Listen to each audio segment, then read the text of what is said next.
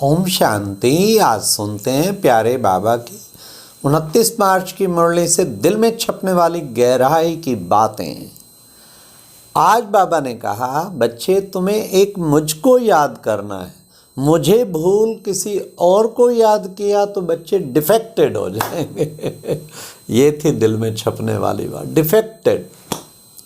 हाँ, वैसे भी पतिव्रता अगर अपने पति को भूल औरों से संबंध जुड़ कहते डिफेक्टेड हो गई, औरों से कनेक्शन हुआ। तो हम भी शिव बाबा है पतियों का पति, हम आत्माएं उसकी सजनियाँ। तो बाबा कहते हैं मेरे तरफ से बुद्धि हटा तुमने कहीं और लगाई तो डिफेक्टेड।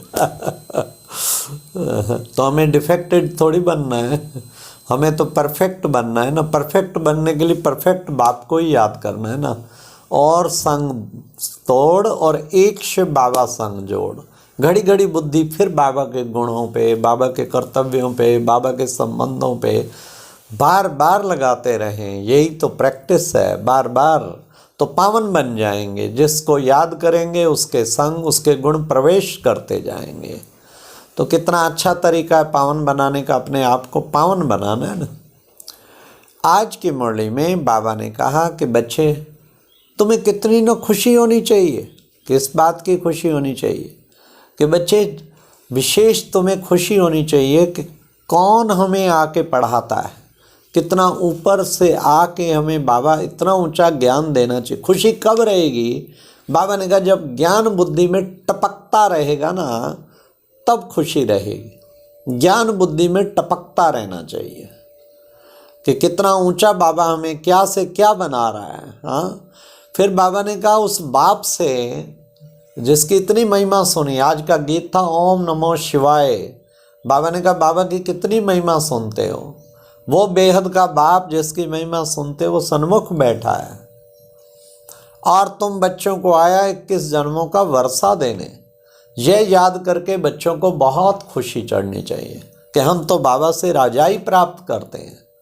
तो डबल खुशी का तरीका बताया। एक तो घड़ी घड़ी याद करो भगवान से 2500 वर्ष का वर्षा मिल रहा है। हाँ, और हमें विश्व के महाराजा राजाओं के राजा बन रहे हैं, ये खुशी का पारा चढ़े। और दूसरा ज्ञान रतन बुद्धि में टपकते रहेंगे तो खुशी फ्रेश रहेंगे। तो दोनों काम करने चाहिए। दिन भर बुद्धि में ज्ञान टपक, जैसे मुरली में बाबा ज्ञान बरसाता है ना, ऐसे टपक टपक सारा दिन कभी कोई पॉइंट बुद्धि में घूमती रहनी चाहिए। तब समझो हम ज्ञान के संग में हैं। तो फिर खुशी कितनी अपारी खुशी चढ़ जाएगी, अपारी खुशी। फिर आज बाबा ने कहा देखो बच्चे, मैं कौन हूँ? मैं नॉलेजफुल हूँ, ज्ञान का सागर हूँ, पवित्रता का सागर हूँ, ब्लिसफुल हूँ। और तुम बच्चों को भी आप समान बनाता हूँ। कितना नॉलेज का भंडार, पवित्रता का सागर, प्योरिटी इतनी कमाल है। 800 करोड़ आत्माओं को पवित्र बना देता है, तत्वों को भी पवित्र बना देता है। हाँ, फिर ब्लिसफुल हूँ। तो बाबा ने कहा कि बच्चे बाबा के गुण हमेशा बुद्धि में छपे रहने चाहिए। इससे गुणवान कौन होगा? धरा पे सबसे गुणों का भंडार है वो तो। फिर बाबा ने कहा बच्चे बोर्ड लगा दो। क्या बोर्ड लगा दे? भाइयों और बहनों आओ तुम्हें बताएं कैसे तुम्हें स्वर्ग का राजभाग मिलता है। बेहद के बाप से 21 जन्म का सुख का वर्षा तुम ले सकते हो। तो बच्चों बाबा का सारे रात ख्यालात चलते रहते हैं। बच्चों कैसे बोर्ड लगाना चाहिए, सर्विस करनी चाहिए, औरों को आप समान बनाना चाहिए। फिर बाबा ने कितना अच्छा कहा कि बच्चे तुम बच्चे जब इस सृष्टि के चक्र को याद करेंगे तो बच्चे चक्रवर्ती महाराजा महारानी बनेंगे। तुम्हें इस सृष्टि के आदि मध्य अंत का ज्ञान हुआ है, वो चक्र बुद्धि में घुमाते रहना चाहिए। उसी से तुम जाके चक्रवर्ती महाराजा महारानी बनेंगे। फिर बाबा ने कहा देखो बच्चे, ये सुख दुख का ड्रामा है। हम उस बाप से बेहद का वर्षा ले रहे हैं श्रीमत पर। श्रीमत पे बाबा से वर्षा ले रहे हैं। कदम कदम पे देखें हम कितना श्रीमत पर चलते हैं। अब बाबा ने कहा पूरा निश्चय बुद्धि, बाबा में पूरा निश्चय हो। अरे बच्चे लौकिक बाप का बच्चा होता है तो उसमें संशय थोड़ी होता है। ये थोड़ी कहते हैं 70% निश्चय। निश्चय माना निश्चय।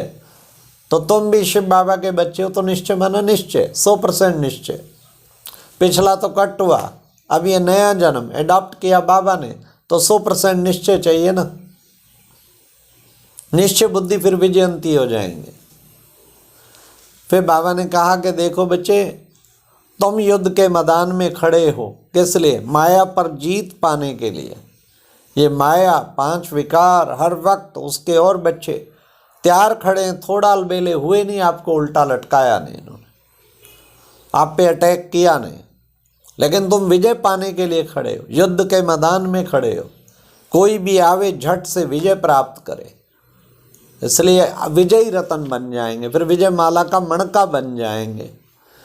बाबा ने कहा श्रीमत पर चलो, तुम मुझे याद करो, हाँ, तो उससे तुम सचमुच बाप समान बनते जाएंगे, बनते जाएंगे। फिर बाबा ने आज कहा कि बच्चे तुम कौन हो? तुम हो शिव शक्ति पांडव सेना। हाँ, तो तुम हो रूहानी पंडे, वो हैं जिस्मानी पंडे, और तुम हो रूहानी पंडे। सबको रास्ता बताते हो, मुक्ति जीवन मुक्ति धाम का रास्ता बताते हो। आत्माएं नंबरवार आती रहती हैं, अंत में जो आती हैं, आते ही दुख नहीं होगा, पवित्र आत्मा आती है, कुछ टाइम सुख होगा, फिर सतो रजो तमो में तो जाना ही है सबको। टिकट आज बाबा ने कहा टिकट लो। फर्स्ट क्लास टिकट है सूर्यवंशी, सेकंड क्लास टिकट है चंद्रवंशी, थर्ड क्लास है प्रजा। सोच लो, चॉइस इज योर्स। सारी टिकटें बट रही हैं कौन सी लेनी है? हाँ, कहेंगे फर्स्ट क्लास लेनी है, और फर्स्ट क्लास लेनी है तो फिर कर्म भी फर्स्ट क्लास करो ना। कर्म करो थर्ड क्लास को, कि टिकट दे दो फर्स्ट क्लास, ये कैसे हो सकता है? इसलिए श्रेष्ठ कर्मों की, हाँ, वो चाहिए क्रेडिट कार्ड, वो देना। बाबा फिर देगा फर्स्ट क्लास की सूर्यवंशी की टिकट। ऐसा श्रेष्ठ कर्म करें, खूब श्रीमत प्रमाण पुरुषार्थ करें, जो टिकट हमें अच्छी मिल जाए। फिर बाबा ने कहा शांत करने वाला है रावण, वो सतयुग में तो होता नहीं है हाँ, सतयुग में तो बिल्कुल 100% सुख शांति आनंद का साम्राज्य है। ऐसा साम्राज्य बाबा आके स्थापन करते हैं। हम बच्चों के द्वारा, हम बच्चों को निमित्त बना के स्थापन करते हैं। अब बाबा ने कहा बच्चे, तुम सबको क्या करना है? मनुष्यों को समझाने के लिए भित्ति देनी चाहिए आओ तुम्हें स्वर्ग का मालिक बनाएं। फिर बाबा ने कहा महाभारत महाभारी लड़ाई गाई हुई है, लेकिन बच्चे ये कोई नहीं जानता कि इसी के द्वारा इस स्वर्ग के गेट खुलेंगे हाँ, वास्तव में विनाश तो कहना ही नहीं चाहिए, परिवर्तन, पुराने का नया परिवर्तन होना ही है। तो पुरानी दुनिया को रिन्यू कर रहे हैं बाबा, दोबारा से नवीकरण हो रहा है, सुंदर दुनिया बना के बच्चों को सौंप के चले जाएंगे। तो ऐसा बुद्धि में रखना चाहिए। फिर बाबा ने कहा मैं आया हूँ तुम सबको वापस शांति धाम ले जाने के लिए। तुम अब बाबा के पास शांति धाम में जाते हो, तो कितना ना बच्चों को पुरुषार्थ करना चाहिए। फिर बाबा ने कहा देखो बच्चे, विशेष जो है बाबा के साथ तुम्हारा कितना मोस्ट बिलॉर्ड बाप है, तो कितना प्यार होना चाहिए। मोस्ट बिलॉर्ड बाप, तुम शिव शक्ति सेना हो और वो है मोस्ट बिलॉर्ड बाप। तो हम बच्चों को ऐसा मोस्ट बिलॉर्ड बाबा से कनेक्शन सही जुड़ा होना चाहिए। हाँ, कितना सचमुच पूछें अपने मन से, क्या मुझे इतना प्यारा लगता है? उससे ज़्यादा प्यारा कुछ भी ना लगे, क्या ऐसा है? फिर हम पवित्र बन जाएंगे। बाबा ने कहा पवित्रता है मुख्य, आज की मुरली में कहा पवित्रता है मुख्य, और बनने का तरीका भी बताया। जितना बच्चे याद करेंगे उतना बुद्धि पवित्र बनती जाएगी, बनती जाएगी। तो हमें हर समय याद में, उस याद की अग्नि में ही प्योरीफाई होगी ना, अग्नि में बिल्कुल पवित्र बन जाएंगे। ऐसा प्यारे बाबा ने हम बच्चों को शिक्षा दी है। जिससे हम बहुत श्रेष्ठ बन सकते हैं। फिर बाबा ने कहा, देखो बच्चे, इस आज का वरदान था, न्यारेपन के अभ्यास के द्वारा पास विद हॉनर होने वाले ब्रह्मा बाप समान भव। अब न्यारापन, किन किन चीज़ों से न्यारा बनना है? सबसे पहले इस देह से न्यारा, देखे मैं एक हूँ या अलग हुआ हूँ, इससे अलग होना है। न्यारा, तेरा अलग, तू अलग, मैं अलग, इसे कहते हैं न्यारा। देह अलग, मैं इसके द्वारा पार्ट बजाने वाला अलग। हर वक्त अपने को इससे न्यारा समझे। देह से न्यारा, देह के संबंधियों से न्यारा। वो ठीक है, भगवान की आत्माएं सेवा करनी है, पर वैसे मैं न्यारेपन में हूँ। उनके रीति रिवाज हो, बाबा कहते लोकाचारी बच्चे तुम्हें तो ठीक है, नाम निमित्त मात्र निभाना है, बाकी तुम असल में न्यारे हैं, उससे डिटैच है।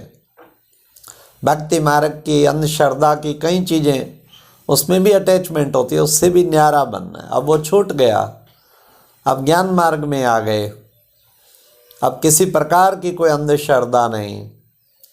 तो इन सब चीज़ों में न्यारा, अपनी विशेषताएं भगवान ने जो दी हैं उसमें भी न्यारापन चाहिए। हाँ, कि भाई ये परमात्म देन है, प्रभु प्रसाद है, उसमें भी न्यारापन चाहिए ना। लास्ट बाबा ने आज स्लोगन कहा, स्वयं को ऐसा शक्ति स्तंभ बनाओ जो अनेकों को नई जीवन बनाने की शक्ति प्रदान करते रहो।